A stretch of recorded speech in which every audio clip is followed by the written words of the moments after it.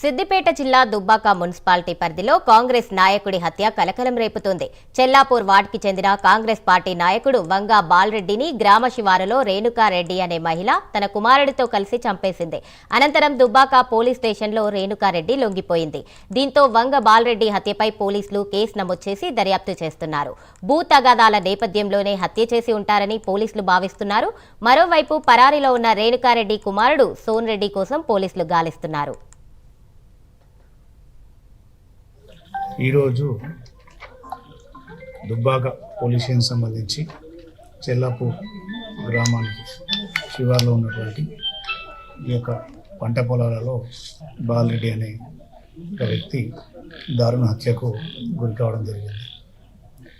దీనికి హత్యకు ప్రధాన కారణం భూ సమస్యలు, భూ తగాదాలుగా ప్రాథమికంగా తేలుచున్నది. ఇది గత కొంతకాలంగా ఈ భూ తగాదాలు నడుస్తున్నట్టుగా తెలుస్తున్నది. దీంట్లో ఈ చంపిన వారు ఎవరైతే ఈ రేణుకారెడ్డి మరియు వాళ్ళ కొడుకు సోను రెడ్డి ఇద్దరు కూడా కలిసి చంపినట్టుగా ప్రాథమికంగా అనిపిస్తున్నది. ఇంకా పూర్తి స్థాయిలో ఫిర్యాదు మాకు అందలేదు.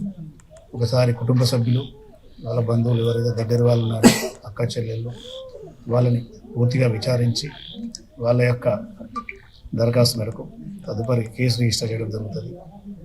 ప్రాథమికంగా ఉన్న ఆధారాల ప్రకారం ఇప్పుడు మేము మీకు మీడియా ద్వారా తెలియజేయడం. రేణుకారెడ్డి పోలీస్ స్టేషన్లో వచ్చి లొంగిపోవడం జరిగింది. ప్రస్తుతం పోలీసుల అదుపులో ఉన్నది. ఇంకా అతని కొడుకు మాత్రం ఇంకా అందుబాటులో లేదు. ఈరోజు దుబ్బాక పోలీస్ స్టేషన్ సంబంధించి చెల్లాపూర్ గ్రామానికి శివార్లో ఉన్నటువంటి ఈ యొక్క పంట పొలాలలో బాలరెడ్డి అనే ఒక వ్యక్తి దారుణ హత్యకు గురి కావడం జరిగింది. దీనికి హత్యకు ప్రధాన కారణం భూ సమస్యలు, భూ తగాదాలుగా